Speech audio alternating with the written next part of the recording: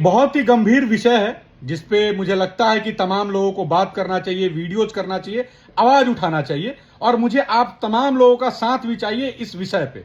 और हो सकता है ये वीडियोज लंबा हो, लेकिन आपसे एक निवेदन है कि इस वीडियो को पूरा जरूर देखिएगा और सुनिएगा। तो हुआ कुछ ऐसा है कि देश की राजधानी दिल्ली में एक लाइब्रेरी के बेसमेंट में पानी भर गया और 3 छात्र जो कि यूपीएससी की तैयारी करने आए थे उसमें डूब के मर गए क्योंकि उसमें से निकलने की जगह नहीं थी। अब आप सोचिए कि ऐसी चीजें क्यों उत्पन्न हो रही है। यहां 2 सवाल उठता है।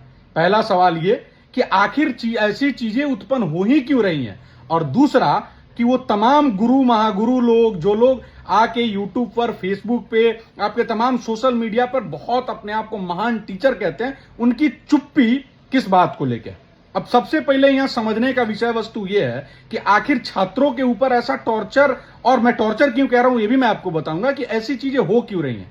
आप कोई भी मोहल्ला उठा के देख लीजिए जहां छात्र रहते हैं, चाहे वो पटना का बाजार समिति हो या दिल्ली का मुखर्जी नगर हो, राजेंद्र नगर हो, या जहां भी शिक्षक का हब हो या कोटा हो, वहां पे रूम रेंट इतने महंगे हैं कि अगर वहां का एक रूम का उठा लिया जाए रेंट तो यहां लगता है मुझे 2 BHK हो जाए नोएडा और ग्रेटर नोएडा में।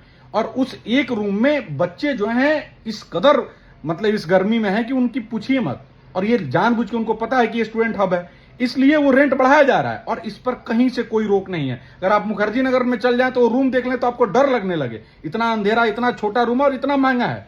साथ ही साथ कोचिंग संस्थाओं की मनमानी इतनी है कि कोटा में आप हर बार आप ये देख रहे होंगे कि बच्चे जो है बार बार सुसाइड अटेम्प्ट कर रहे हैं, हर बार अपने आप को मार रहे हैं, और सब लोग इस पे चुप है। तीसरा, किसी भी मेस में चले जाइए, खाना इतना रद्दी है कि मत पूछिए, कहीं से भी हेल्थ ठीक रहेगा ही नहीं। और ये सब कुछ उन लोगों के साथ हो रहा है जिसको हम लोग कहते हैं कि हमारे देश का भविष्य है। ये युवा निकलेंगे तो देश निर्माण में हमारी भागीदारी निभाएंगे, और तमाम लोग चुप हैं। वो तमाम लोग, चाहे अवध ओझा हो, विकास देव विकृति हो, खान सर हो, जितने भी लोग हैं, आप एक ट्वीट कर देने से आपकी चीजें नहीं बदल जाएगी। दिल्ली एमसीडी ने कई कोचिंग्स को सील्स भी किए, लेकिन सील करने से ये चीजें नहीं बदलेंगी।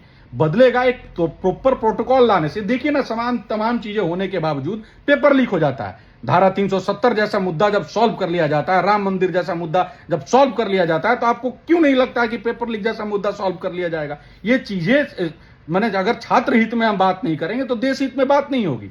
और एक प्रोटोकॉल तो होना ही चाहिए कि स्कूल का इतना ही फीस लिया जा सकता है मैक्सिमम, एक रूम का इस एरिया में इतना ही बड़ा मैक्सिमम लिया जा सकता है, एक विद्यालय में एक जो रूम है ये उसमें इतनी ही कैपेसिटी के छात्र बैठ सकते हैं। भेड़िया दसान नहीं हो, क्योंकि अगर जान ही नहीं रहेगा तो कोई कुछ करेगा क्या। फिलहाल ये जो 3 बच्चों की जान गई, इस पे आप अपनी आवाज उठाइए, आवाज बुलंद करिए, क्योंकि अगर छात्र हित की आप बात नहीं करेंगे तो देश हित की बात करना ही बेकार है।